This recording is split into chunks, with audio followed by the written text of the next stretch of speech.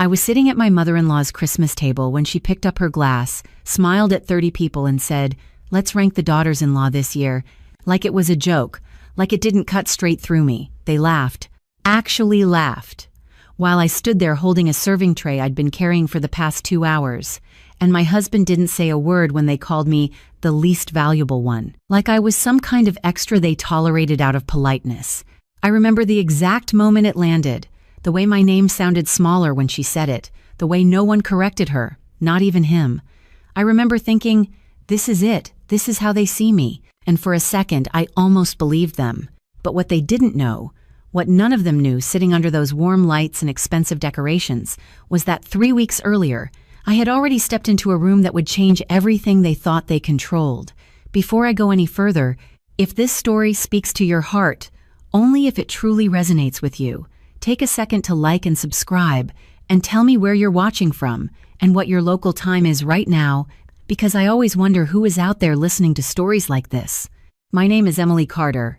I'm 32 years old, and that Christmas dinner was the night my husband's family finally told me exactly what I meant to them, and the night they unknowingly gave up everything they thought they owned.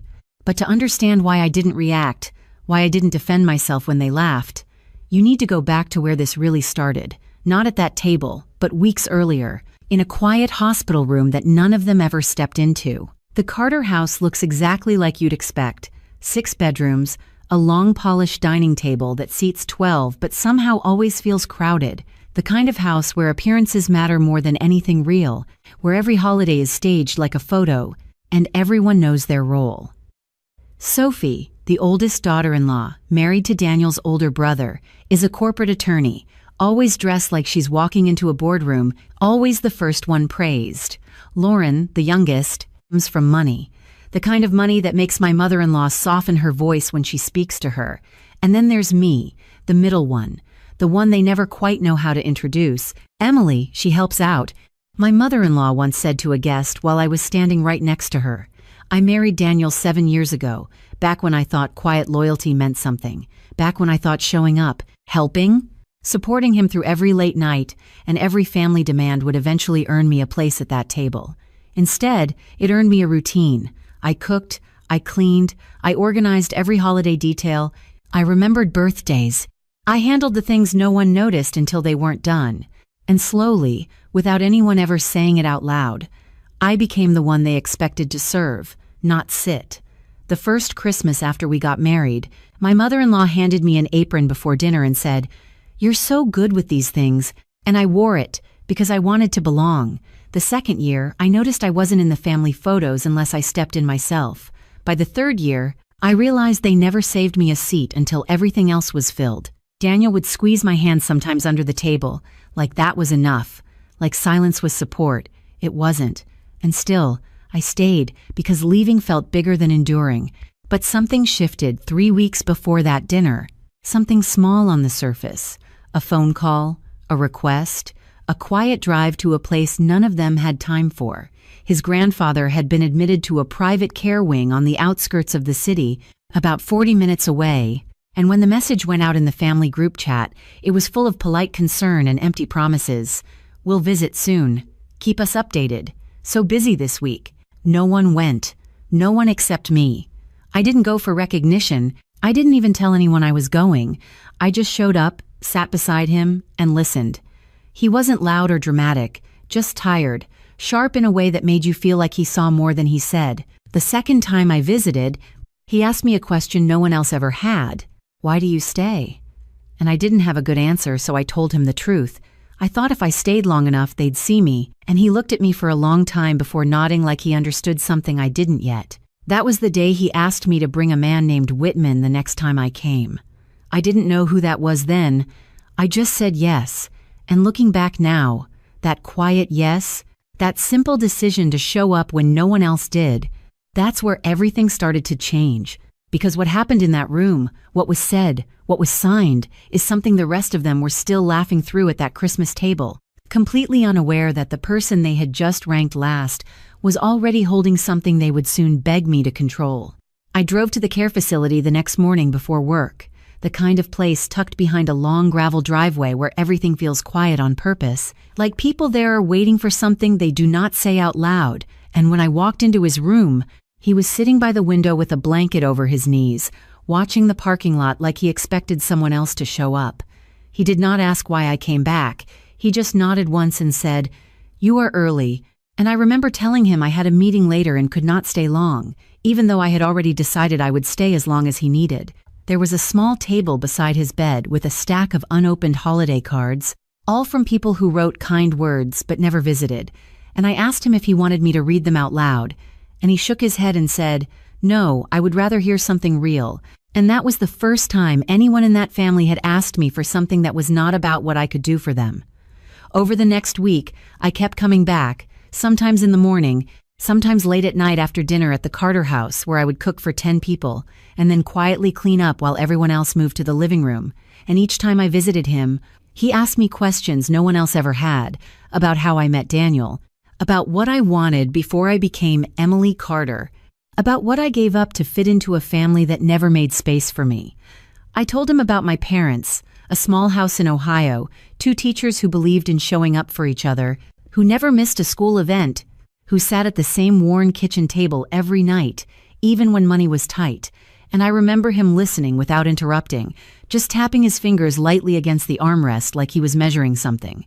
One afternoon, he asked me what my favorite holiday memory was, and I said it was the year my dad built a crooked wooden table in the backyard because we could not afford a new one, and we ate Christmas dinner outside under string lights he bought at a hardware store, and he smiled at that, a real smile, the kind that does not show up in family photos, and said, "That sounds like a better table than the one in my house."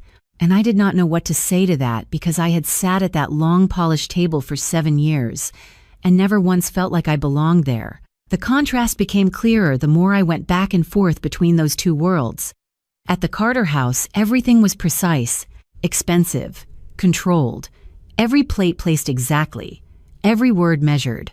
But underneath it, there was always this quiet ranking, this invisible system, where you could feel exactly where you stood without anyone saying it directly, except sometimes they did, like the time Margaret handed Sophie a small velvet box at dinner and said, "This is for everything you have done for this family," while I stood behind her chair holding a serving spoon, or the time Lauren was praised for hosting a brunch she ordered catering for, while I spent 8 hours preparing Thanksgiving and was told, "You are so good at helping," like that was all I was meant to be. Daniel would always tell me not to take it personally, that his mother did not mean it that way, that I was reading too much into things. But there is a difference between being sensitive and being invisible, and after a while, you stop asking which one it is. One night, after visiting his grandfather, I came home late and found Daniel already in bed scrolling through his phone, and I told him I had been at the facility again, and he barely looked up when he said, "You do not have to do that, Emily. They have staff for that." And I remember standing there at the foot of the bed realizing that to him, showing up was optional, that care was something you outsourced, and something in me went quiet in that moment. Not broken, just clear. The next day, when I walked into the care facility, his grandfather looked at me for a long second and said, "You understand something they do not," and I asked him what he meant. And he reached for a folder on the table beside him. Thin, plain, nothing about it looked important, but he placed his hand over it before sliding it toward me and said, "I need you to listen carefully." And I felt this shift in the room, small but undeniable, like the air had changed. And even before he said another word, I knew whatever he was about to ask me would not stay inside that room for long. I did not open the folder right away. I just looked at it sitting there between us, thin and ordinary, like it could not possibly carry the kind of weight I suddenly felt in my chest. And he watched me with that same steady expression and said, "Most people think value comes from noise, from attention, from being seen in the right rooms." And then he tapped the folder once and added, "But it comes from something much quieter than that." And I remember asking him what he wanted me to do, because that was the language I understood in that family. What can I do? What do you need? And he shook his head slightly and said, "Not yet. First I need to know if you are willing to stand still when it matters." And I did not fully understand what that meant, but I nodded anyway, because for the first time in a long time, I felt like someone was speaking to me, not around me. He asked me to call Mr. Whitman said the number was inside the folder, and when I finally opened it, there were a few documents, neatly organized. Names I recognized, company structures, property outlines, things I had only ever heard discussed in passing at dinner like background noise I was not meant to understand. And my hands hesitated for a second before I picked up my phone, because I knew this was not just a simple errand. This was something that belonged to their world, not mine, and stepping into it felt like crossing a line no one had invited me to cross. The call was short, direct, professional, and by the end of it, Mr. Whitman had agreed to meet us the following afternoon, and when I hung up, his grandfather nodded once like a decision had been confirmed, not made. The next day, I arrived earlier than usual, and for the first time, I saw someone else in that room, a man in a dark suit, calm, precise, carrying a leather briefcase that looked like it had been in more rooms like this than I could count.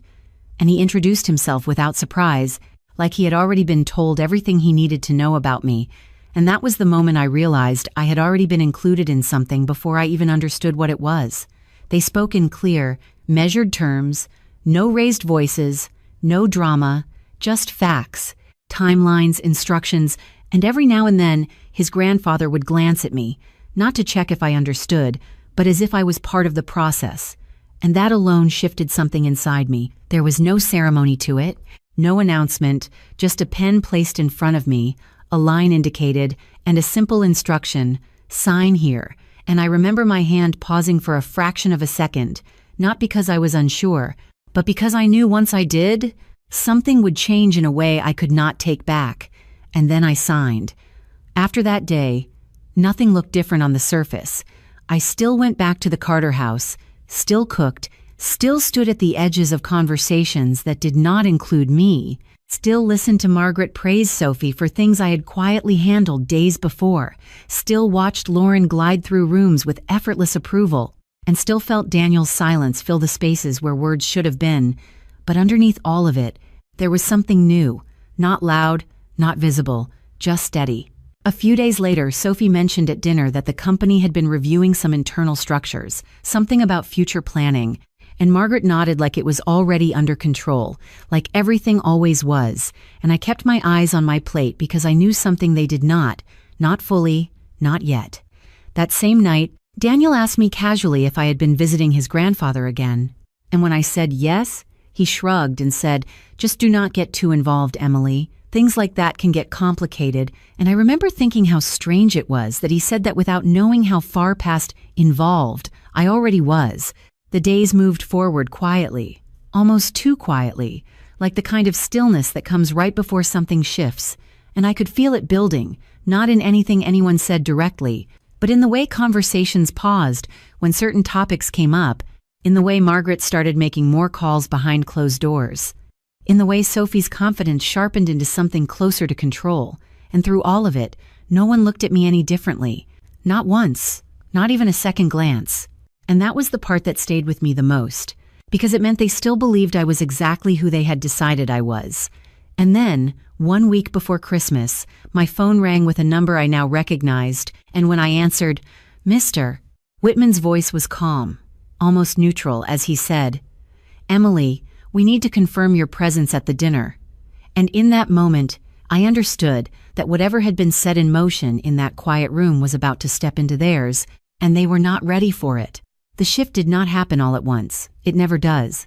It started with something small, almost forgettable, a comment dropped casually into a conversation like it had always been true, and I did not notice it at first because I was used to being talked around, not about.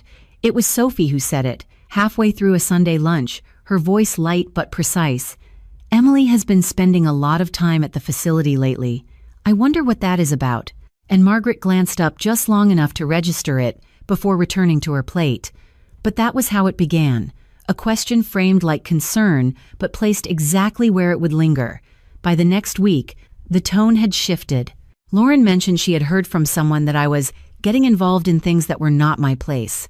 And Daniel asked me, not directly accusing, but not neutral either, "You have not been signing anything on behalf of the family, right?"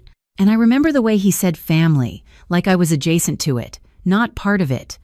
I told him no, because technically I had not signed anything on behalf of them, but I could feel something tightening around me, a narrative forming without my voice in it. Margaret started calling more often.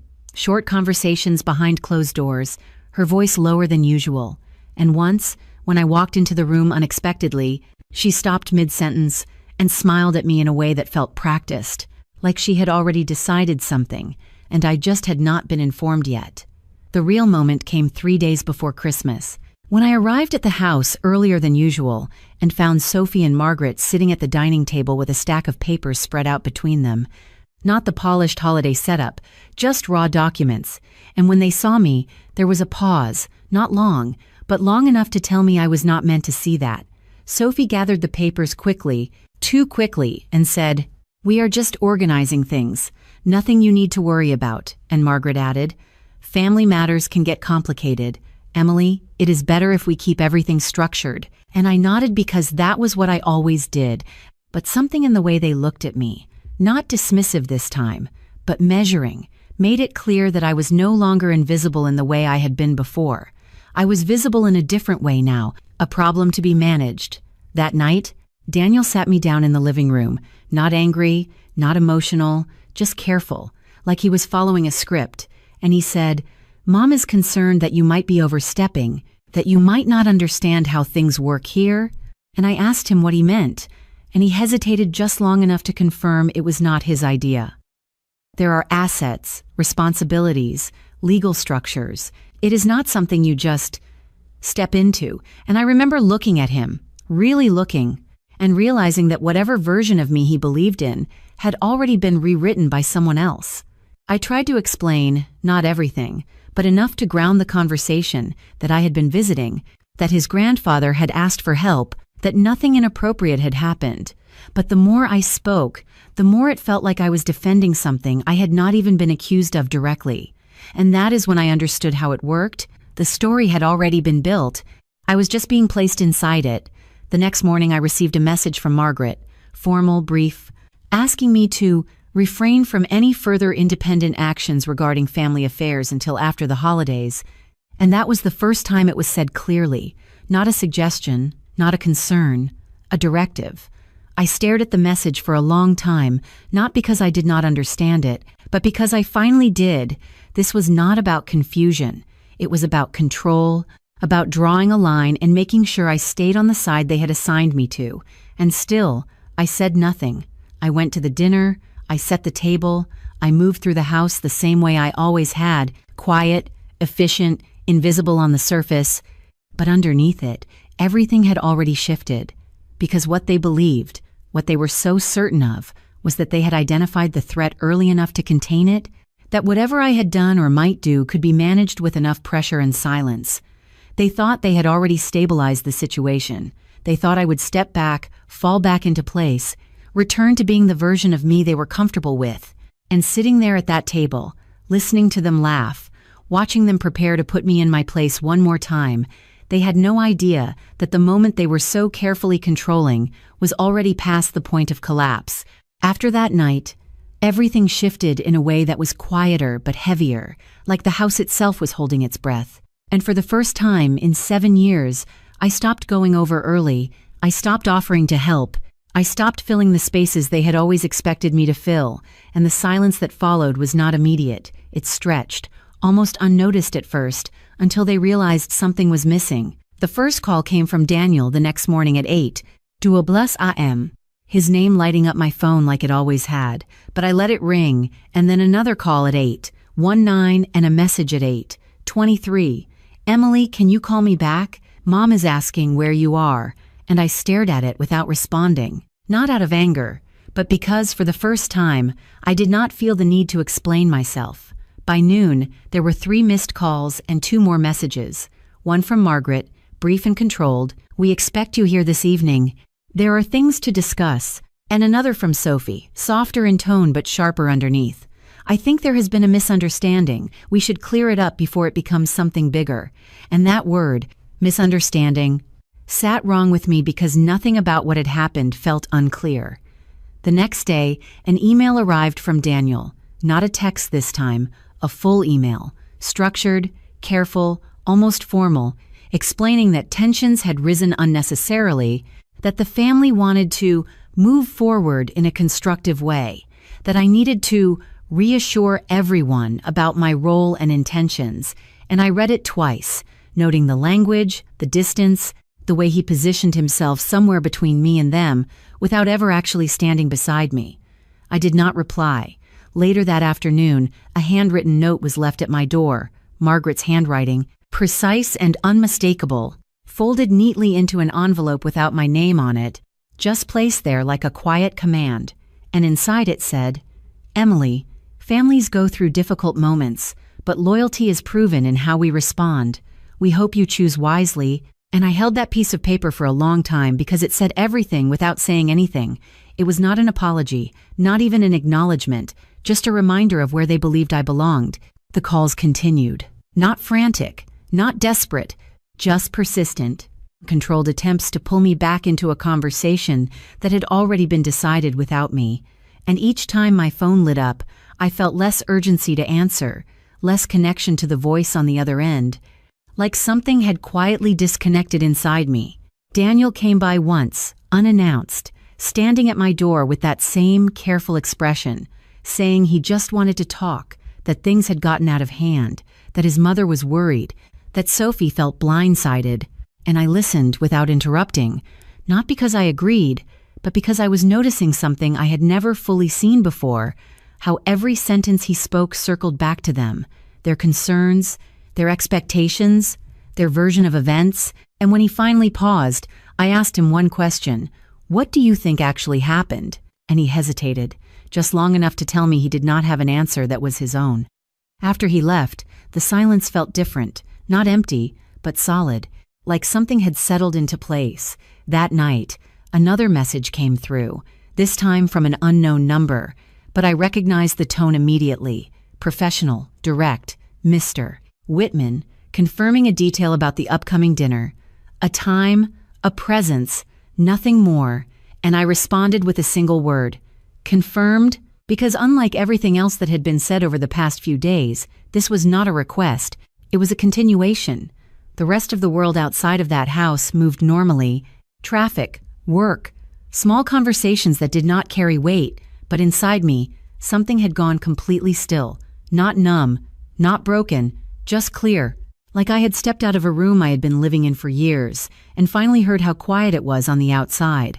And in that quiet, with their calls unanswered, their messages unread, their expectations left hanging, I realized that the version of me they were trying to reach no longer existed, and for the first time, I was completely alone in a way that did not feel like loss, but like the beginning of something they would not be able to control. The call came just after midnight, not loud, not urgent, just steady, like everything else he had ever done. And when I answered, I already knew before a single word was spoken. It was the facility, a calm voice, explaining that his grandfather had passed peacefully a few minutes earlier. No complications, no distress, just a quiet end to a quiet life, and I remember sitting on the edge of my bed, with the phone still in my hand long after the call ended, not crying, not moving, just letting the silence settle around me. There was no second call from the family, no message, no notification lighting up my screen, because they had not been there, they had not been part of it, and they did not even know it had happened yet.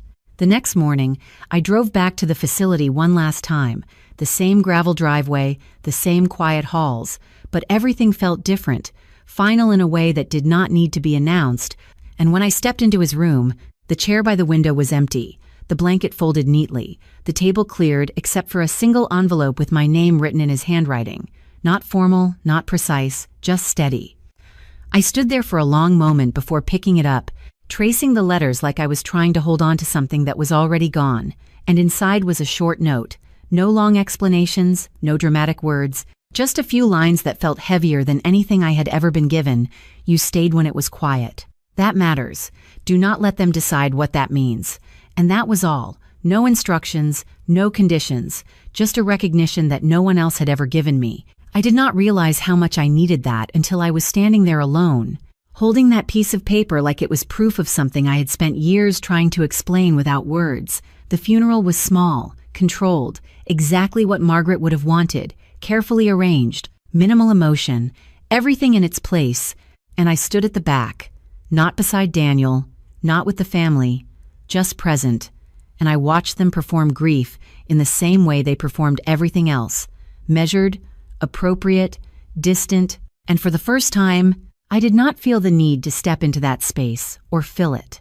No one mentioned the visits. No one acknowledged the time spent, the conversations, the quiet moments that had meant everything to me and apparently nothing to them, and I understood then that some things only exist between the people who were there, and that was enough.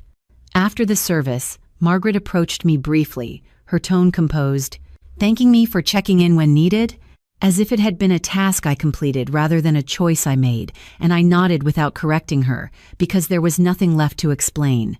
Daniel asked if I was all right, his voice softer than usual, but still careful, still distant, and I told him I was, because in a strange way, I was more grounded than I had been in years, even with the loss sitting quietly in my chest. The days that followed were still, not empty, but stripped down, like everything unnecessary had been cleared away, and for the first time, I was not waiting for their calls, not checking my phone, not measuring my value by how often I was needed. I went to work, I came home, I sat in my own space, without the constant pull to be somewhere else, to prove something, to earn a place that had never truly been offered.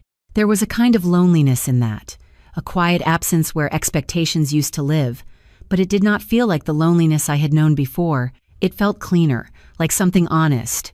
And then, 3 days before Christmas, another message came through, not from Daniel, not from Margaret, but from Mr. Whitman, confirming the time of the dinner, confirming his arrival, confirming that everything was proceeding exactly as planned, and I read it once, then set my phone down, because for the first time, the next step did not feel uncertain. It felt inevitable, like something that had already been decided in that quiet room, long before anyone else realized what was coming.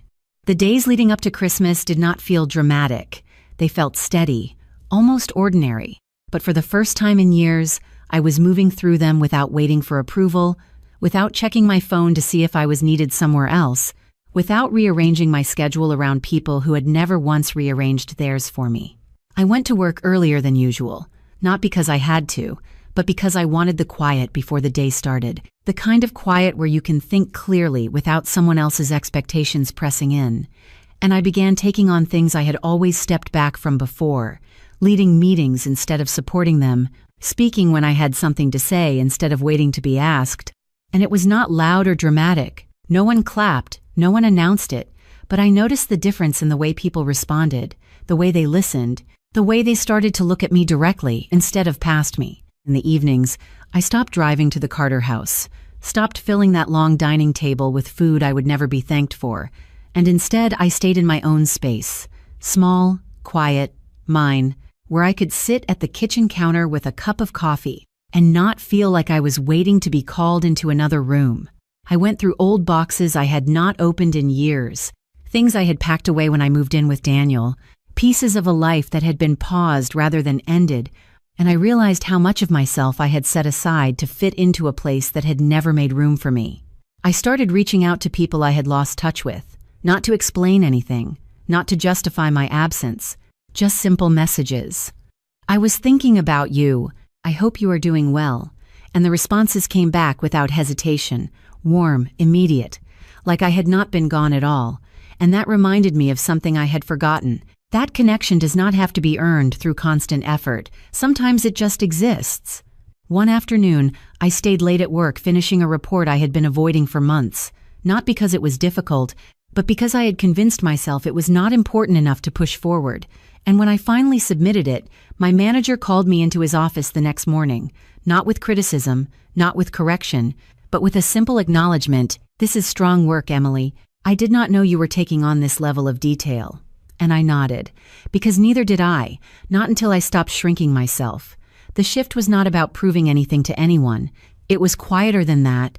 It was about removing the constant need to be seen by people who had already decided not to see me, and in that space, something steady began to build, not confidence in the loud sense, but a kind of internal clarity that did not depend on anyone else's opinion. I kept my routine simple: work, home, small moments of quiet that felt more real than any holiday gathering I had been part of, and each day that passed without contact from them felt less like distance and more like alignment, like I was finally moving in a direction that made sense.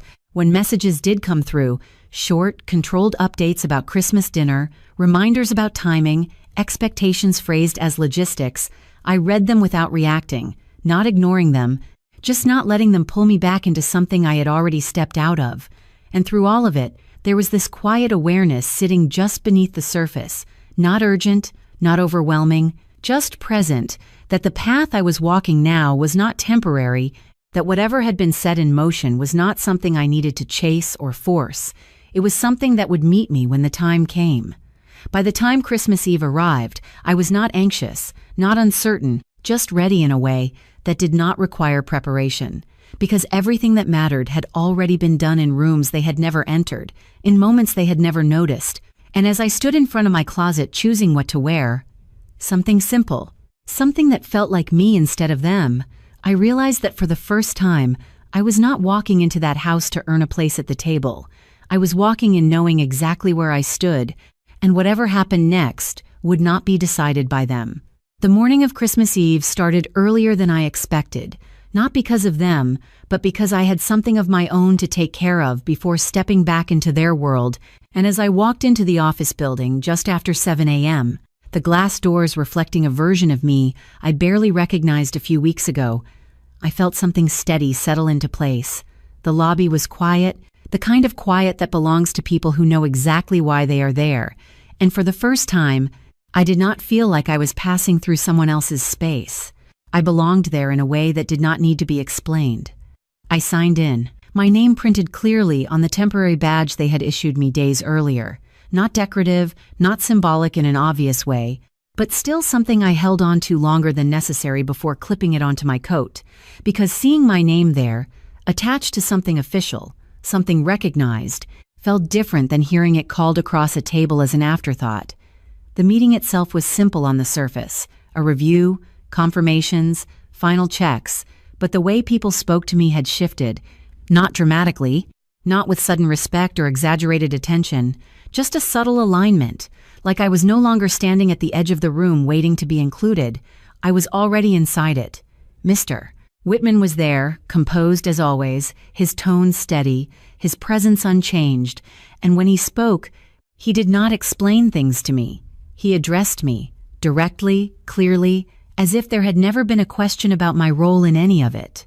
There was a moment, brief but clear, when he handed me a document to review, nothing ceremonial, just part of the process. But the way it was placed in front of me, the expectation that I would understand, that I would decide, was something I had never experienced in that family, and I did not rush through it. I read every line, not to prove anything, but because it mattered. And when I signed, the motion felt different than it had weeks earlier, not uncertain, not hesitant, just precise. After the meeting ended, I stood for a moment in the hallway, holding the folder against my side, not tightly, not protectively, just aware of its weight, and I caught my reflection again in the glass, coat straight, badge still clipped in place, expression calm, and it struck me that nothing about me had changed on the outside. No new title announced, no visible shift that anyone at that dinner would recognize, and yet everything was different in a way that could not be undone. I left the building just as the city started to wake up, cars filling the streets, people moving with purpose. And I moved with them, not ahead, not behind, just in step. And there was no rush, no urgency, just a quiet certainty that whatever I was walking toward had already been set in motion long before today. When I got back to my apartment, I placed the folder on the counter, next to my keys, and for a moment, I let the silence sit, not heavy, not empty, just present. And then I changed, something simple, something that felt like me, not something chosen to fit into their expectations. And as I stood there, adjusting the sleeve of my coat, I realized I was not preparing for a confrontation, not bracing for anything. I was just going. The message from Margaret came through right on time, a reminder about dinner, the kind of message that assumed compliance without asking for it, and I read it once, then set my phone down without responding, because there was nothing left to confirm on my side. By the time I stepped out the door, the sun was already low, the air colder than it had been that morning. And as I drove toward that house, the same route I had taken so many times before, I felt no hesitation, no need to rehearse what I would say or how I would respond, because I already knew that whatever happened next was not something I needed to control. When I pulled into the driveway and saw the lights on inside, the silhouettes moving through the windows, the table being set in the way it always was, I sat there for a second, hands resting lightly on the steering wheel, not gathering courage, just recognizing the moment, and then I stepped out of the car and walked toward the door, back into the exact place where everything had started to break. Only this time, I was not walking in as the person they thought they knew. I stepped inside and the warmth hit me first. Not comforting, just familiar in a way that felt rehearsed, like walking onto a stage where everyone already knew their lines. And for a moment, nothing had changed. Coats being taken, glasses clinking, Margaret directing everything with the same quiet authority she always had, Sophie already seated, Lauren adjusting the place settings like she owned them, and Daniel standing near the fireplace, looking up just long enough to register that I had arrived before returning to his conversation. No one commented on my absence over the past few days, not directly, but I could feel it in the way their eyes lingered a fraction longer than usual, in the slight pause before someone spoke, like they were recalibrating without acknowledging it. I took my usual place, not at the center, not at the edge, just where there was space, and for the first time, I did not try to read the room, did not adjust myself to fit it.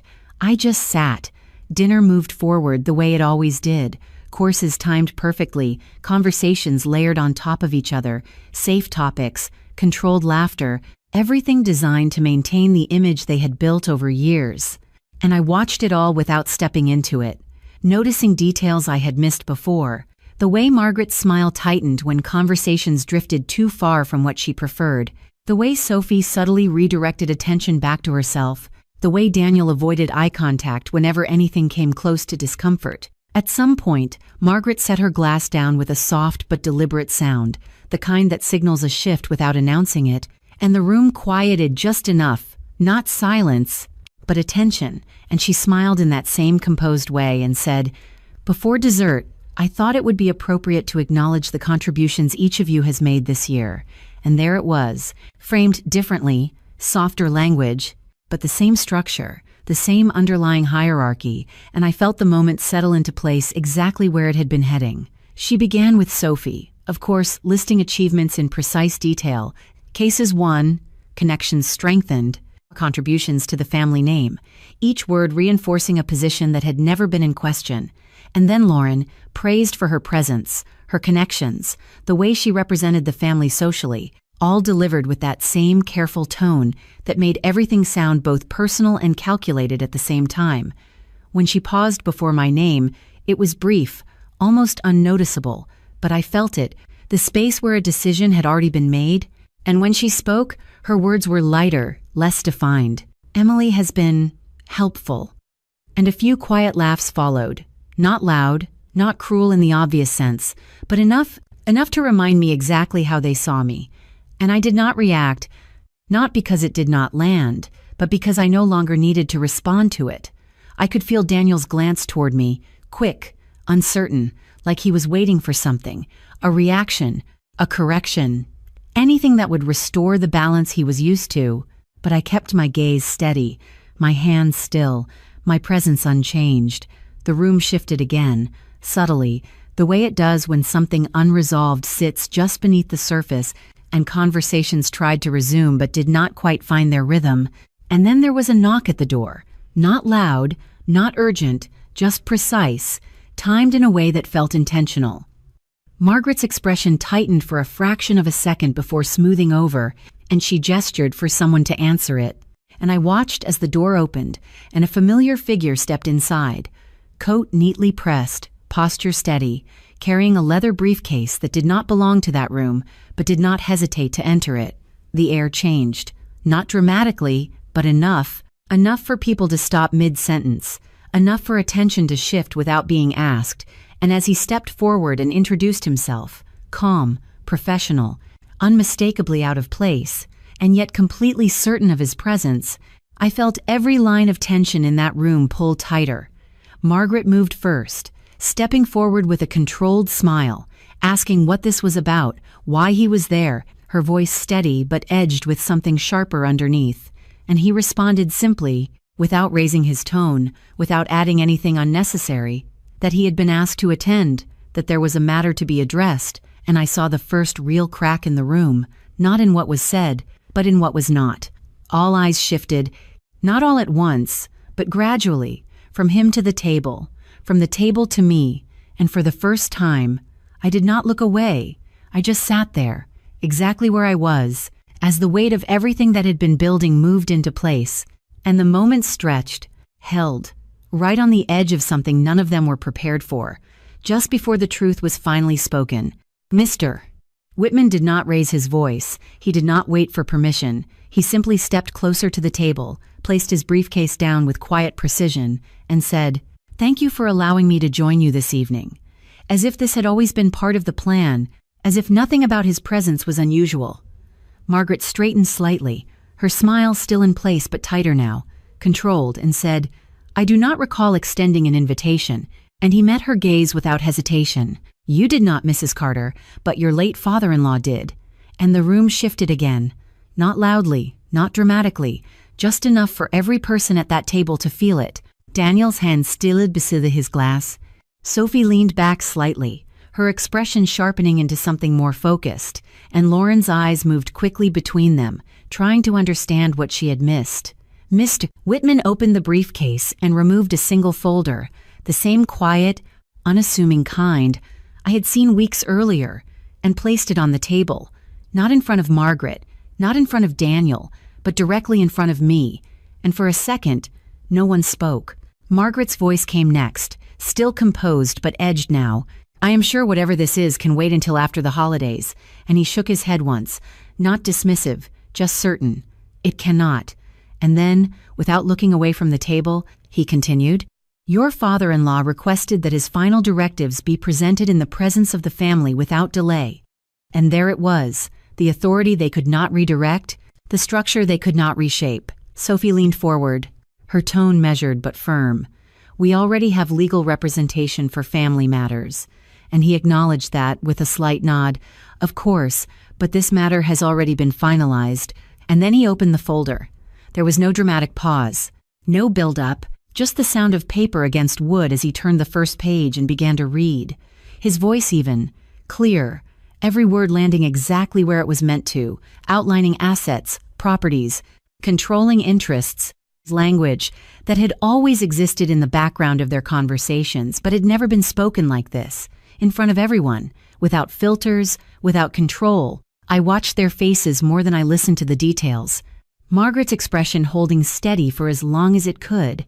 Daniel's confusion shifting into something heavier, Sophie's focus tightening as she followed each line, trying to find a structure she could work within, something she could challenge. And then he reached the part that mattered, the part that had been waiting quietly behind everything else. And his tone did not change when he said it, but the room did. "The primary beneficiary and appointed trustee of all specified holdings is Emily Carter." And the silence that followed was not empty. It was full, dense. Like the air itself had thickened. No one moved, no one laughed, no one corrected him, because there was nothing to correct. Margaret spoke first, but her voice was different now. Still controlled, but thinner. "That is not possible." And he responded the same way he had to everything else, calm, direct. "It has already been executed and verified." And he placed a second document on the table, signatures, dates, formal seals, everything that made it real in a way they could not argue against. Daniel turned to me then, really turned, not glancing, not avoiding, but looking, searching for something he could recognize, and I met his gaze without offering anything back because there was nothing left to explain. Sophie reached for the document, scanning it quickly, her expression shifting as she realized there was no gap, no loophole, nothing left unstructured, and for the first time since I had known her, she did not have an immediate response. Margaret's hand rested on the edge of the table, fingers still, her composure holding only because it had been built over years. But the crack was there now, visible in the way her next words came slower. "This must be a misunderstanding." And Mr. Whitman closed the folder gently and said, "There is no misunderstanding." And then finally, every eye in that room settled on me, not with dismissal, not with polite acknowledgement, but with the full weight of realization. And in that moment, the version of me they had been speaking to, ranking, managing, no longer existed in any way they could deny. No one spoke right away, not because they did not have anything to say, but because they did not know how to say it in a way that would put things back where they had always been. And for the first time since I had known them, the structure they relied on was not there to guide them.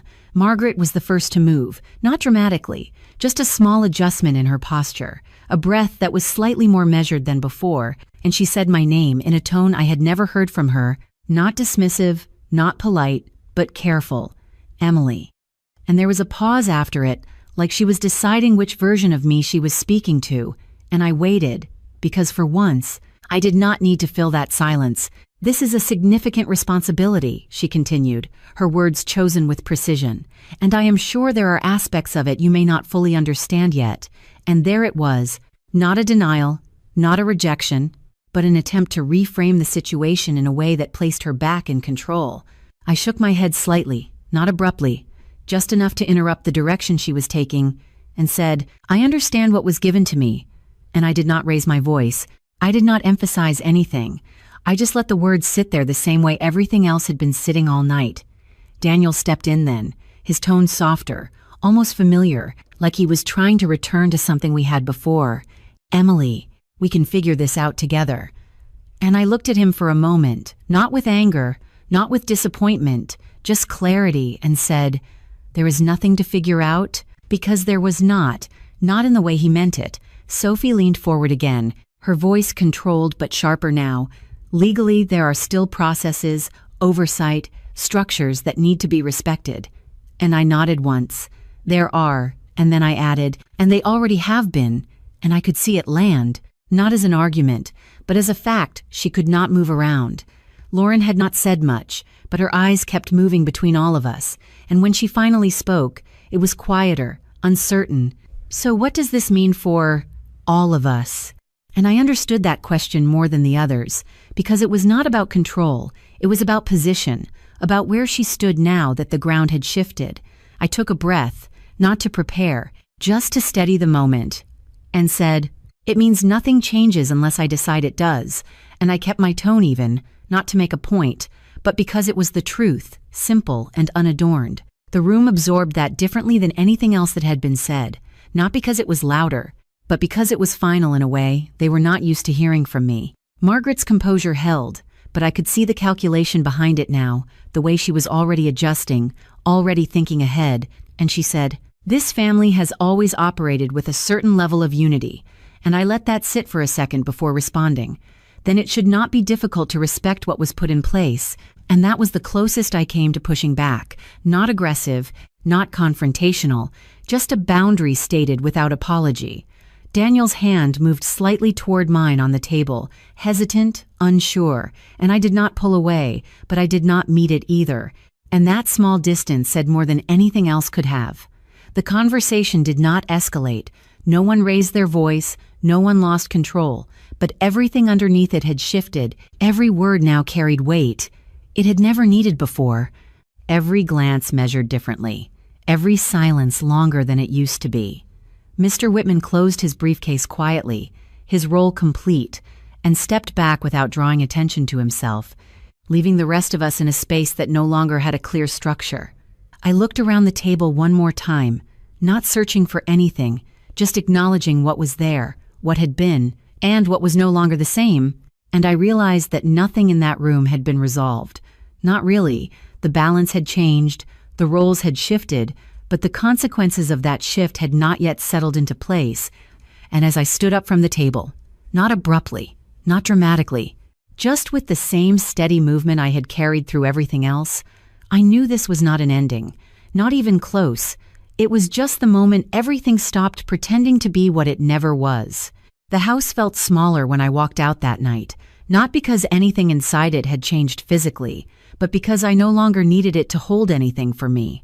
Not approval, not belonging, not identity, and for the first time in years, I drove away without looking back at the lights in the windows or wondering if I should have stayed longer.